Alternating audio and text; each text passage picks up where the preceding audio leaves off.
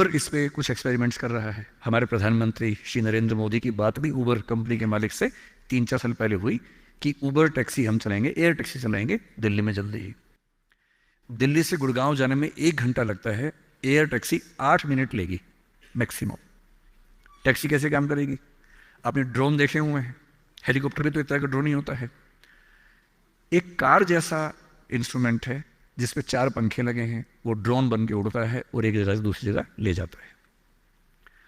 Battery driven चीज़ें भी आने शुरू होने वाली हैं जो कि बहुत कॉस्टली नहीं पड़ती हैं ऑपरेट करने में।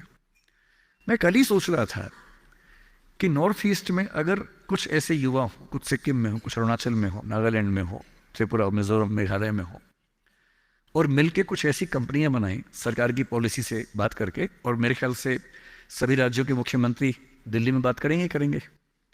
सिविल एविएशन मिनिस्ट्री से, होम मिनिस्ट्री से परमिशन जो रिक्वायर्ड है वो लेने के बाद उबर जैसी कंपनियों से टाई अप करके जैसे भी करना चाहें, अगर हमारे पास एयर टैक्सी का एक अच्छा मॉडल बन जाए।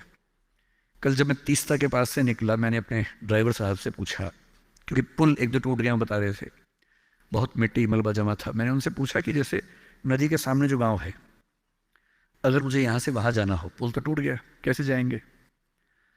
उन्होंने बताया कि यहाँ से वहाँ जाने के लिए 50 किलोमीटर पीछे जाके एक पुल पार करके आना पड़ेगा, क्योंकि अभी पुल टूट गया है। और मैं सोच रहा हूँ कि मान लीजिए इस नदी के इधर और उधर 2 दोस्त रहते हों, या किसी बच्चे का घर इधर है, स्कूल उधर है, अब वो कैसे जाएगा? और ऐसा क्यों ना हो कि इस राज्य की भौगोलिक स्थितियों को देखते हुए हमारे पास एयर टैक्सी के छोटे छोटे मॉडल्स बहुत जगहों पर हों, जो बहुत कम फीस पर वो सारा डिस्टेंस ट्रेवल करने में हेल्प करते हों। और ये उद्यम बाकी राज्यों के लोग यहाँ के करें, क्या इससे बेहतर नहीं है कि सिक्किम के बच्चे ये उद्यम करें? और सिक्किम के टूरिज्म के डेवलपमेंट में सिक्किम को फायदा हो, ये तो होना ही चाहिए। इसलिए मेरा आप सबसे रिक्वेस्ट ये है, आपको सिविल सर्विस की तैयारी करनी मैं बता ही दूंगा, वो तो मेरा काम है ही, मैं रोज वही बताता हूँ। तो मैंने अभी तक आपके 2 सवालों का एड्रेस किया, एक अंतिम सवाल टीचर्स वाला और एक थोड़ा सा मोटिवेशन लेके बात समाप्त करूंगा, क्योंकि मुझे अंदाजा है कि काफी ज्यादा हो गया होगा, टाइम कितना हुआ मुझे पता नहीं, पर जो भी हो गया। मोटिवेशन को लेकर आपको जब भी ऐसा लगे कि आप डीमोटिवेटेड हो रहे हैं, देखिए मोटिवेशन के 2 तरीके होते हैं। एक तरीका होता है हवाई किस्म का तरीका, मेरे जैसे किसी स्पीकर को बुला लीजिए, ऐसे देखें जो मंच पे आके आगे लगा देते हैं, यस यू कैन, सब बोलेंगे यस वी कैन, सबको लगता हो गया।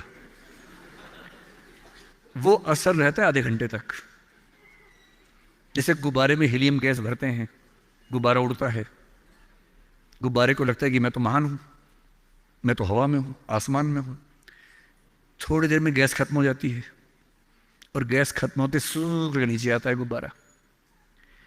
एक तो वैसा मोटिवेशन है कि मैं थोड़ी आग लगा दूं, 10 बार जोर से बोलूं, आप भी बोले जोर जोर से, एकदम खून गर्म हो जाए, आप बाहर निकले, आपको लग रहा है कि आप कुछ भी कर सकते हैं, आधे घंटे बाद लग रहा है अरे हम तो वैसे के वैसे हैं। एक तो वो मोटिवेशन है जो आधे 1 घंटे वाला होता है, उसमें मेरा कोई इंटरेस्ट नहीं है, ना मैं वैसा मोटिवेटर बनना चाहता हूं। असली मोटिवेशन कहां से आता है? एक तो असली मोटिवेशन ऐसा नहीं होता कि 1 साल में एक स्पीच सुनी, 1 साल के लिए मोटिवेट हो गए, नहीं। असली मोटिवेशन आता है जिंदगी की ज़रूरतों से, आसपास से, डेली लाइफ से आता है। और डेली लाइफ से मोटिवेशन चाहिए तो क्या करना चाहिए? ये मैं 3-4 टिप्स दे रहा हूं, आप सब इसको फॉलो करें, आपको डीमोटिवेशन कम से कम नहीं होगा। एकदम आराम से जिंदगी जीनी है, दुखी होना ही नहीं है। सबसे पहली बात, अपने आप से इतनी उम्मीदें नहीं पाल लेनी है जो पूरी नहीं हो सकती। और मैं आमतौर पर जब मोटिवेशन के लिए कोई मुझसे कहता है ना, मैं कहता हूं बच्चों को मत बुलाइए, उनके पेरेंट्स को बुला लीजिए। पेरेंट्स को समझाना ज्यादा जरूरी होता है कि बच्चों से इतनी उम्मीदें ना पाल लें कि बच्चों को जीना मुश्किल हो जाए। पेरेंट्स की एजुकेशन ज्यादा जरूरी है। भाई मैं देखता हूं मेरा बेटा पढ़ने में ठीक है, बहुत तोप नहीं है, मैं चाहता भी नहीं कि तोप बने, ठीक से पढ़ ले, मस्त रहे एकदम।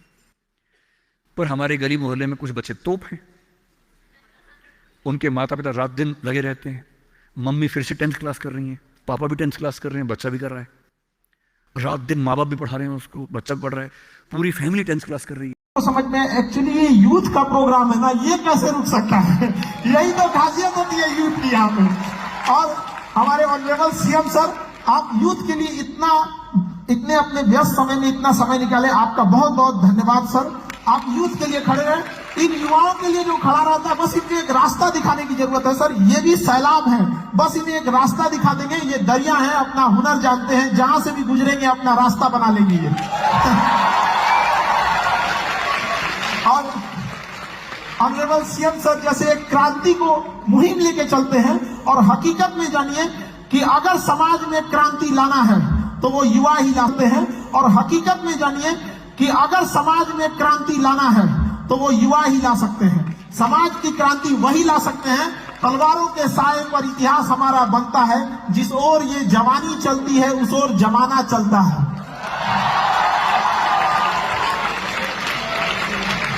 जब हम गुलाम थे तो अंग्रेजों की नाक में दम कर दिया था इन स्टूडेंट्स ने, चाहे वो पटना, आप चाहे बिहार से देखिए, चाहे सिक्किम, चाहे पूरे इंडिया में कहीं भी देखिए। जब युवा आगे बढ़े थे तो अंग्रेजों को लग गया था कि नहीं भैया अब यहां से जाना ही होगा।